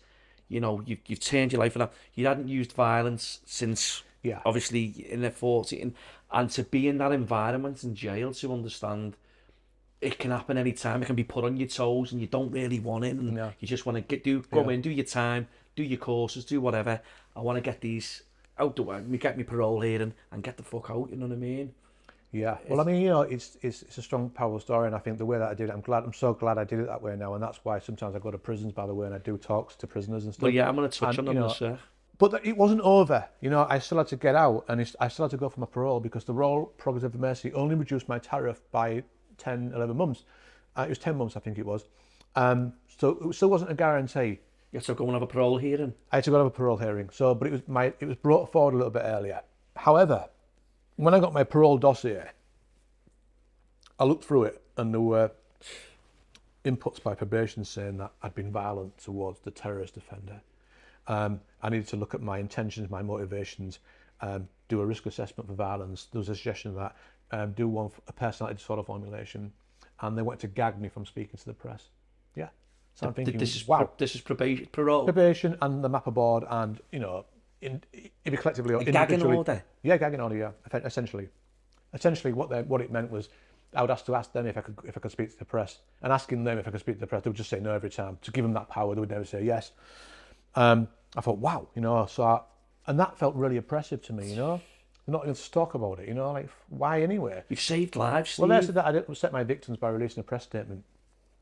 But before I released that press statement, I actually contacted my probation and said, I'm going to release a statement. Could you inform the victim liaison officer so that they can inform the victim family that there's going to be a statement coming out, and it's not going to surprise them if they see, for example, their a family member in the press, you know, because it can be upsetting. So I did all that. I covered my ass. And what happened, it turned out, is that it was the probation officer who had not passed on the information to the victim liaison officer, right? The breakdown in communication again. There was the breakdown in communication. Yet they tried to blame me for it, right? I'd done my bit, and they tried to blame me. So I didn't get a recording or a transcript, but I got the time that I made the phone call and all this stuff, and did a little bit of, you know, work to try and get that so I could put it to the parole board so they could see that this was completely unjustified. And actually, it was them who'd messed up, not me, yeah? And now they're trying to put it on my toes. So I had a great lawyer, and I got a lady called Lorna Hackett. She's like a human rights barrister, does a bit of prison law. She was there supporting me that day, brilliant. And, you know, we just decided in front of the parole. The parole board said to me, look, you know, we're not, although we commend you for what you did on London Bridge, we're not here to assess you on London Bridge. We're here to assess how you behave overall. And I said, you know, I wouldn't have it any other way because I like my record, it's good. And yeah, in the end, there was no gagging order. There was none. I reject that. No need to do a risk assessment. No need to do a personality disorder formulation. None of that. I rejected it all. So we won all those points. And there was a suggestion that I'd been violent. So I said to the parole board, I said, look, right. I said, if I was still violent, think of this. When I was on London Bridge, I said, you know, I'd seen people get killed. I said, I was fighting husband car, and he was trying to kill me as well. And there was a moment when I was on London Bridge where somebody ran up and shouted, give him a kicking, yeah? Give him a kicking. And he was pinned to the floor. So I shouted, no, don't hit him, yeah? And people stopped. And, you know, I had the power, right? So I could have picked him up and thrown him over that bridge and got away with it that day. I had the power to stamp all over his head, or I could have just stepped back and let everyone kick the shit out of him, but I didn't. I said it wasn't about violence, you know? And if it was, I could have done all those things. It's how you learnt in jail to control that. But obviously the situation to a degree, what you've done. But when stopping someone kicking him in the air, like, you know, for what he's trying to do to people. Exactly, yeah. So, and imagine that situation as well, how intense, you know, the biggest test you'll ever have in terms of intensity and controlling your emotions and your ability to control yourself, because, you know, he was trying to kill me, and yet, I said, no, don't hit him, and people stopped. And the parole board said to me, Mr. Gallant, good luck for the future. And he obviously signed it off, and you were a free man. So that proved it, really. It wasn't about violence, you know, because of that suggestion that it was for violence. It wasn't about that at all. It was about when I said, obviously I'm going to use violence to try and address the situation, but it wasn't about hurting him. It was about stopping him from hurting other people, right? You know? And the public and stuff. The consideration for the public outside, and you know, it was one of them, mate. And I just think it's just an absolute unbelievable, crazy situation to come out on day release, and that's what you presented with on your first day in 14 and a half years. Could have been anyone, couldn't it? But me. It could to be you, but from, you know, after coming out, not Steve, where did you go from there? You know, what were you doing with your life then? So I was still doing my studying, so I actually transferred over from an Open University degree in prison, studying business, to Oxford Brookes University, so I continued studying from there.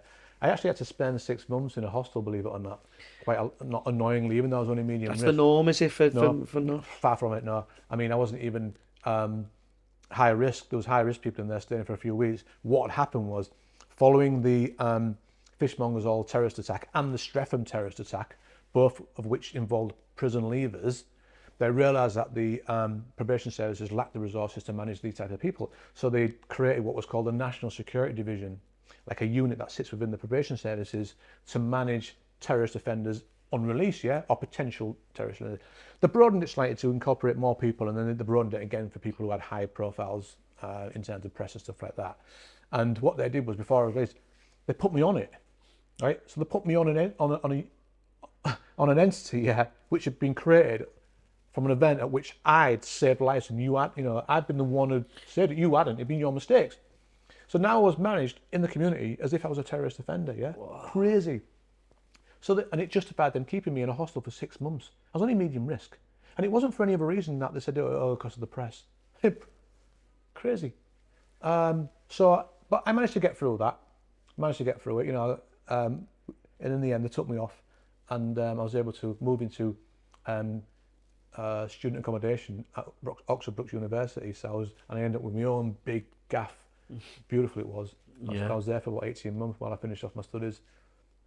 So from finishing your studies and stuff, was it the own merit organisation? Does that come from that and stuff? Yeah, so helping ex-offenders as well, by the way, that isn't it? Yeah, so essentially, after a few weeks after Fishbongers All, Darren Frost, the other guy with the Norwell tusk, who was alongside me, we realised we'd worked really well in tandem together to deal with the situation. And Darren said to me, look, I work for the Ministry of Justice. He said, very rarely do we really put our money where our mouth is. He said, I'd like to do that. He said, I'd like to set up a social enterprise that helps prison leavers. Would you like to join me? And I just said, yeah, at the time. I still had 2.5 years left to serve. But Darren went off, did some research and stuff like that on different models. And he also owned some property in Northampton. So he ended up using one of his properties, which he set up 8 months ago and put it aside for what we now call Own Merit CIC. And it's formed into a social enterprise that provides resettlement support to prison leavers at risk of homelessness. And for the last 18 months, we've had 6 guys living in this house, people leaving prison with nowhere to stay. Obviously, there's been a churn, but we've got 6 guys in there now, and it's been successfully up and running for 18 months. And we were just on the cusp of some big meetings and some big funding opportunities to get another house set up in Northampton, so we can just grow and grow and grow and help as many people as we can. Because we had a guy on, John Burton, Inside Connections. He was an ex-convict. He was involved in some serious crime and stuff, and he came out and he was in Cat A's and stuff, and he said, you come out and they give him 42 quid to get a train ticket. Yeah. There you go. See you later on your bike. Yeah. And the sort of left to the scrap heap. Where he's bringing ex-convicts. He worked in Category D prisons, I think he said, if I'm right, Ben, wasn't it? Category D. I think so. And gives ex-convicts a chance. There's certain convicts he doesn't work with, but people in open jails, I think it was over 2,000, what's names, he's got it back into work in the last couple of years, I think it is. That's a big number. And his story, he was getting one person to work can be difficult. And it's just, but that's what he's working. He's been working with Category D prisons up and down the country to try and help people get into work, because they deserve a second chance. No matter what, everyone makes a mistake in life, Steve. Yeah. I mean, and if you don't get people integrated back into society, they're only going to go back to their old ways anyway, because there's nothing else for them to do. So, people might be concerned about giving people like this opportunities, but well, would you rather be a victim of them, or would you rather have them contributing to society? Yeah, giving them an opportunity and trying turn their lives around, what I mean? We don't know the circumstances to why they were there. Even people who commit really distasteful offences, you can't leave them on the edge of society, because your kids and everyone else will be the victims. Howard Leek play a big part? Yeah, so shortly after I was released, I also landed a job working for the Howard League for penal reform. I'm working for them as a fundraiser, and I've been there for like 3 years now. So I've been learning some skills on how to raise funds. So that's been interesting, because the Howard League is a penal reform, prison reform charity. So it does a lot of work trying to improve the outcomes for people who are currently in prison, trying to reduce the prison numbers too, and just do other things like fighting on behalf of IPP prisoners. Another one of their priorities is joint enterprise. So they're doing a lot of work trying to improve. Yeah, so prisons aren't just left to rot, sort of thing. Yeah. So it's a good charity, and it's been really useful for me, because it's in London, so it allowed me to move to London. I've got to know a lot of people through it. It's helped with my profile, and I mean, having a job as well coming out of prison has been essential for me to sort of just settle, pay the bloody rent, have something nice to eat, and that's what I've been doing. Eating well as well, yeah. New book in the pipeline, is that possibly? Well, yeah, I've got the book there, the Road to London Bridge, and in that book, by the way, we're gonna add this in the link as well, so people can go and purchase this. And I'll be honest, I'm not saying it because you're here, and I very rarely read books, but I couldn't put it down. It's very what you just spoke about. I don't know anyone who's read that and said they couldn't put it down. I mean, everyone who's read it said that they could not put it down, and they read it within a matter of days, easy. So. Which is a good thing for me. Yeah. But it just shows it's a page turner. We can get this on Amazon and stuff like that, can't we? Yeah, and Amazon's really cheap actually. In fact, too cheap. I'm quite upset. Yeah, I've knocked it right down. I know it's my algorithm telling me it's that price, but it's a great book, and I'm not saying that because it's raw and it's real, and I'm dead honest about things. You are very honest in it. What I've read in the book, you spoke about here. So I will stand on there and say, look, what you speak about in that book and what you spoke about today is actually in the book. But you're looking at possibly writing another book? Yeah, so during my time in prison, at the back end when I was at HMP Warren Hill, I met a really good prisoner who was into sort of writing plays, and we become really good friends. So I started writing plays as well and directing and getting involved in the acting, and I just got a taste for it. And then another friend of mine who was a good actor and a good writer, just crazy how many talented people are in prison and this sort of thing.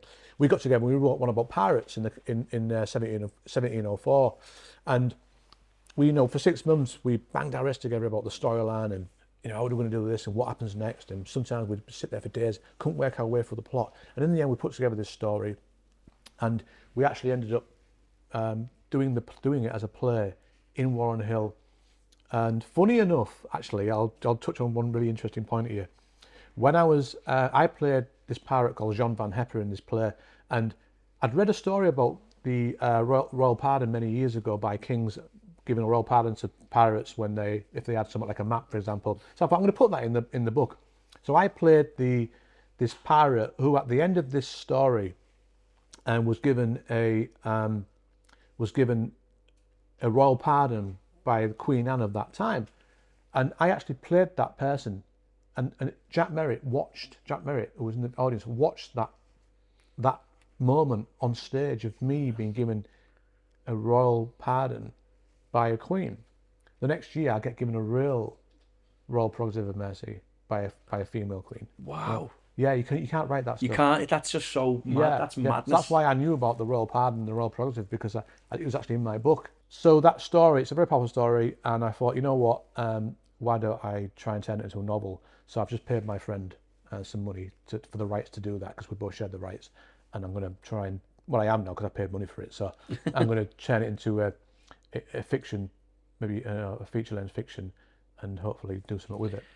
Hopefully someone might come, what's the name, and wanting to do something with this about, a film or something or whatever, well, there's already a script written on that book. There was a deal done with Studio Lambert, and I was paid some money for that to be turned into a series. There's been a little issue come up with in terms of it being the right time, because there's a lot of Islamophobia in the community at the moment, so commissioners are a bit, we can't touch it, but it's still there. But either way, it doesn't stop a film from being made on it, so I'm still investigating the possibility. Of maybe a film being done on that book too. So if that happens, then brilliant. The award that you were presented with, do you want to tell us? Yes, so I think it was last about a year ago. I was awarded a Queen's Gallantry Medal for my actions on London Bridge, and that was awarded by, well, it was signed off by the Queen, Queen Elizabeth, and it was one of her last she signed off within that batch. So I think she died a month later, which is crazy, because this woman who was so well known, so powerful, so famous, in her last moments, signing off the honours list, and my name was in there, which in itself is amazing. But the Gallantry Medal, what an award, and of course, people lost their life that day, and I'll never forget that. So it's a bizarre thing when I think about the award, and I think, it's great, but of course somebody lost their life, and how do you balance those things? Be happy and sad, how do you get that balance? Yeah. But I think, so that's particularly why I think myself and some of the others have trying to use our experiences and taking that moment and try and produce something good, because I think that's how you do it. But in terms of the award, I think, look, there's no way they would have given me that Gallantry Medal if it wasn't for the way I'd conducted myself throughout my sentence. If I'd been still messing around, still fighting, they might have said, he was brave on London Bridge, but he's still at it, and we just can't risk that, because it's they only give it to people who have got like contributing and doing well and seen okay in the public eye. And despite the fact that I was convicted of murder, my prison record helped me get over the edge. So it's also recognition of, I guess, some of the effort I put in prison. So it's got a lot of symbolism. The hard work that you put in to come away from all that, and absolutely. Look what it's done. Because if you were at it in prison and all that day, you might not have been there, Steve, to save them. Exactly. I know 2 people lost their lives, but Exactly, but the QGM, I mean, those initials go on the back end of my name, which is a good thing. And I'm also a life member of the Gallantry Medalist League, so I get to go to Windsor Castle, I get to march past Prince William outside the cenotaph, and I get invited to some right places, so it's helpful. So what's in the pipeline for Steve Gallant? Just enjoying life, enjoying freedom, eating well, trying to go to every single possible restaurant in London. That's why I'm getting a bit fat now and losing a bit of weight. But no, I could certainly. I mean, I have been slack on the gym. I hurt my knee actually a few weeks ago, but I've not been hitting the gym as well. But when you get out and you're free and there's all these good things around, your discipline can drop a little bit. Yeah. And although I was like crazy disciplined for all those years in prison, the free world is a different space. So I just got to get myself back into those more solid routines so I can get my health back up to tip-top condition. Again, Investigate was a film. I'm also looking to grow or merit the social enterprise. Yeah. We're going to now convert as well. We're going to open up a charitable arm as well, which can help with the funding. So there's lots of stuff going on. I've got a big meeting tomorrow actually in Northampton with some funders. How can people contact you? Well, they can look online. Just www.ownmerit.co.uk or .com. Socials and anything like that? Just look on there. I'm on social media. Just stick in Steve Gallant or the Road to London Bridge and Instagram, Facebook, and stuff like that. Go to my website, which is www.stevegallant.co.uk. You can find all my links there. You can find the work that I do with Own Merit. It's all there. So, Steve, that was one hell of a story, and you've certainly been through the good, the bad, and the ugly. And I just want to say thank you for sharing it. Thanks very much, my mate. Nice one.